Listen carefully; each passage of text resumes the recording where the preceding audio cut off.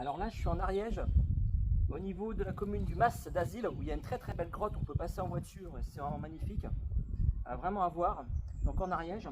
Et donc dans ce village, vous avez un chemin, le chemin de Mathilde, que vous pouvez prendre, qui va donc monter. Alors ça monte assez fort, donc sur 2 km à peu près, 2 km 5. Et tout en haut, vous allez découvrir ce dolmen, donc, qui est un dolmen magnifique, qui est super beau, qui a été tiraillé à travers le temps, à travers l'humidité. On peut y trouver des petites cavités en lesquelles l'eau a stagné à l'intérieur.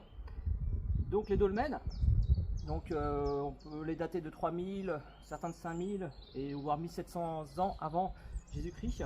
Il faut savoir que ces dolmens en fait étaient installés par le néo-celtique et qui étaient en fait tout simplement utilisés donc pour des sépultures, ou pas que pour des sépultures, ça peut être autre chose en fait. Donc on ne sait pas tout justement sur ces constructions, sur ces dolmens, d'ailleurs qu'on peut appeler tumulus, parce qu'en fait à certains endroits vous avez encore de la terre qui recouvre donc la porte du dolmen. Souvent donc ils sont dirigés, ça peut être sur l'ouest, l'est, sur le lever du soleil par exemple aussi.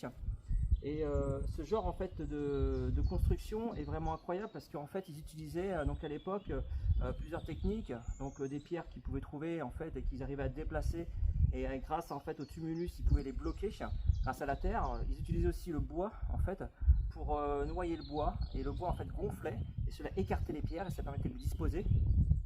Donc il y a encore plein d'autres techniques en fait qui existent, et puis elles sont découvertes au fur et à mesure.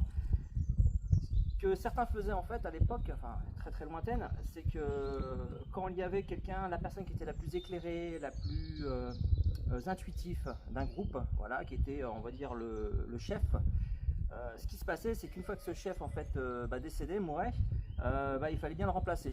Et pour le remplacer en fait, ce qui se passait c'est que il construisait justement ce genre de construction, il l'enterrait, ensuite la personne qui semblait le plus éclairée, le plus à même à la succession, aller donc une nuit, 2 nuits, 3 nuits, on ne sait pas vraiment combien de temps, donc à l'intérieur du dolmen, et quand il se sentait prêt, ou quand c'était le moment, alors il pouvait sortir du dolmen. Alors, généralement il y avait une petite pierre ou une pierre qui bouchait devant, et donc ça permettait à cette personne ensuite de capter l'esprit de son aîné, voilà, de l'ancien chef.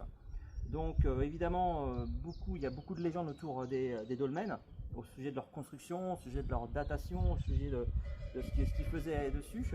Certaines personnes, c'est un médium qui se connecte au dolmen. Parfois, ça va pas être très agréable pour certaines personnes. Pour d'autres, ça va bien se passer. Ça dépend en fait de notre sensibilité. Voilà, parce qu'il y a évidemment beaucoup d'histoires autour de ces dolmens. Il faut savoir que ce que j'ai ressenti en premier lieu, c'est le silence. Donc quand on rentre dans un espace comme ça, on fait silence. Voilà, c'est un lieu vraiment sacré, et on contemple, on s'assoit, on voit ce qui se passe, on peut toucher la pierre, voilà, prendre son pendule, vérifier les énergies par exemple, ou ses baguettes, voilà. Donc mais faire ça vraiment faut vraiment être humble et vraiment en silence. Et au niveau des énergies, vous allez trouver des énergies qui vont avoir rapport au troll. Voilà, beaucoup au troll, parce que cette énergie de protection justement aime bien s'accrocher à côté des menhirs, à côté des grandes murailles de pierre ou des dolmens. Donc si vous voulez rencontrer des trolls, ça va être là que ça va se passer. Voilà. Donc j'ai évidemment pas tout dit sur les dolmens, c'est vraiment une petite aparté que je vous fais. Il y a plein de choses à découvrir, n'hésitez pas à vous renseigner sur ce genre de constructions qui sont magnifiques, à aller les voir, voilà. Et puis aussi à prendre le temps, voilà, de vous abandonner dans ces endroits magnifiques. Allez, à bientôt!